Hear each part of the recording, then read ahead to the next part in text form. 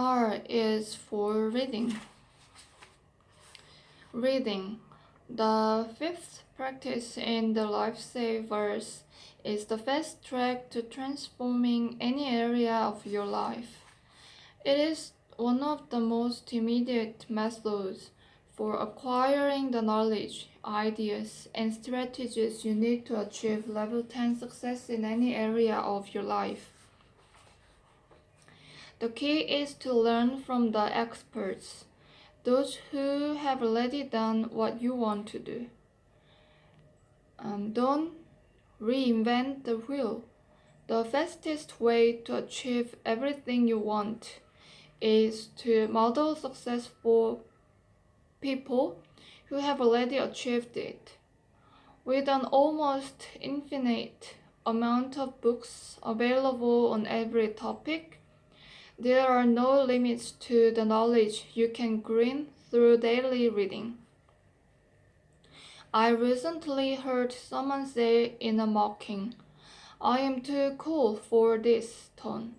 Yeah, I don't read self-help books, as if such books were beneath him. Poor guy.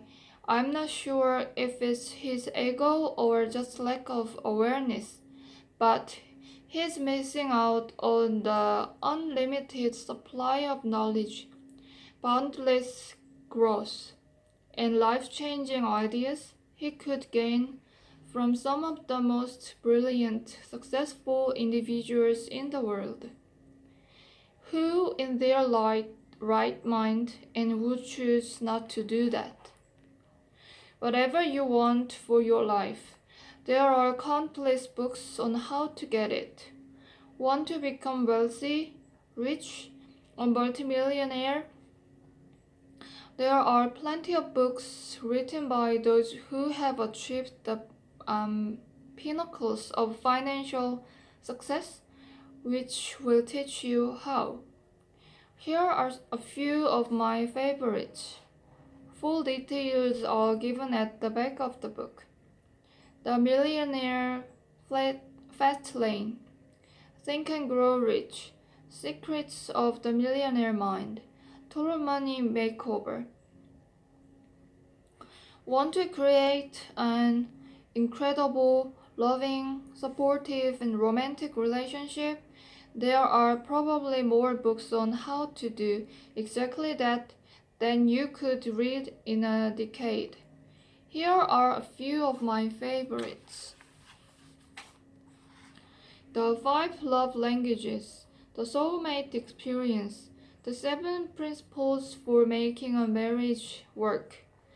Whether you'd like to transform your relationships, increase your self-confidence, improve your communication or persuasion skills, learn how to become wealthy, or improve any area of your life, head to your local bookstore, or do what I do and head to Amazon.com, and you'll find the plethora of books on any area of your life you want to improve.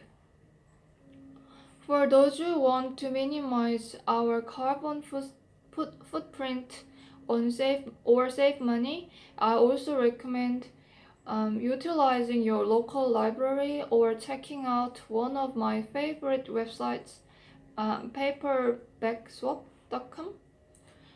For a complete list of my favorite personal development books, including those that have made the biggest impact on my success and happiness, check out the recommended reading list located at miracle.com.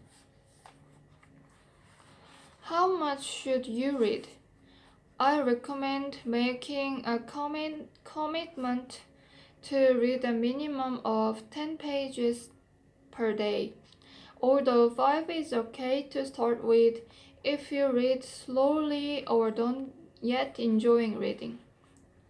Let's do some math on this for a second. Reading 10 pages per day is not going to break you, but it will make you. We're only talking 10 to 15 minutes of reading, or 15 to 30 minutes if you read more slowly. Look at it this way. If you quantify that, reading just 10 pages a day will average 3,650 pages a year, which equates to approximately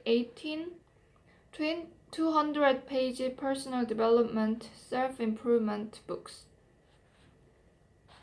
Let me ask you, if you read 18 personal development books in the next 12 months, do you think you will be more knowledgeable, capable, and confident? A new and improved you? Absolutely. Final thoughts on reading. Begin with the end in mind. Before you begin reading each day, ask yourself why you are reading that book. What do you want to gain from it? And keep that outcome in mind. Take a moment to do this now by asking yourself what you want to gain from reading this book. Are you committed to finishing it?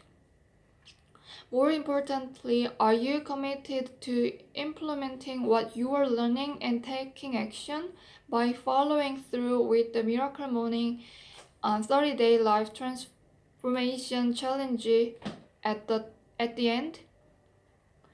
Many Miracle Morning practitioners use their reading time to catch up on their religious texts, such as the Bible, Quran, or any other spiritual text. Hopefully you took the advice I gave and you've been underlining, circling, highlighting, folding the corners of pages, and taking notes in the margins of this book.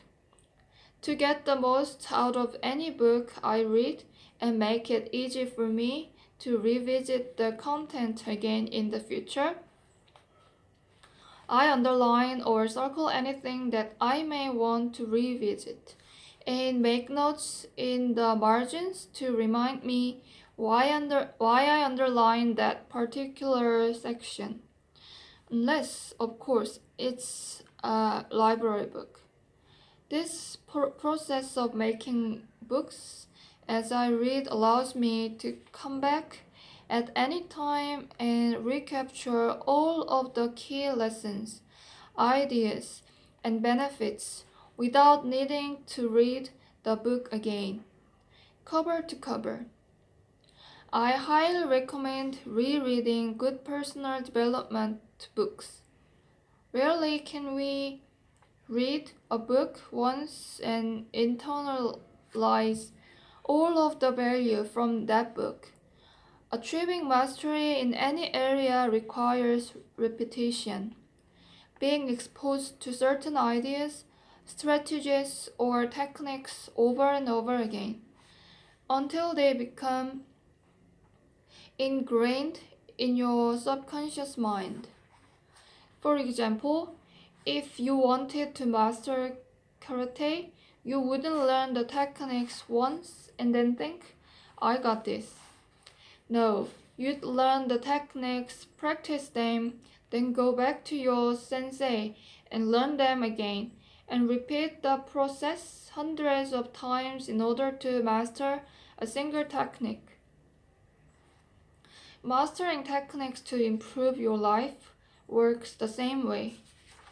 There is more value in rereading a book you already know has strategies that can improve your life than there is in reading a new book before you've mastered the strategies in the first. Whenever I'm reading a book that I see can really make an impact on an area of my life, I commit to rereading that book, or at least rereading the parts I've underlined, circled, and highlighted. As soon as I finish going through it the first time, I actually keep a special space on my bookshelf for the books that I want to reread. I've read books like Think and Grow Rich as many as 3 times, and often refer back to them throughout the year.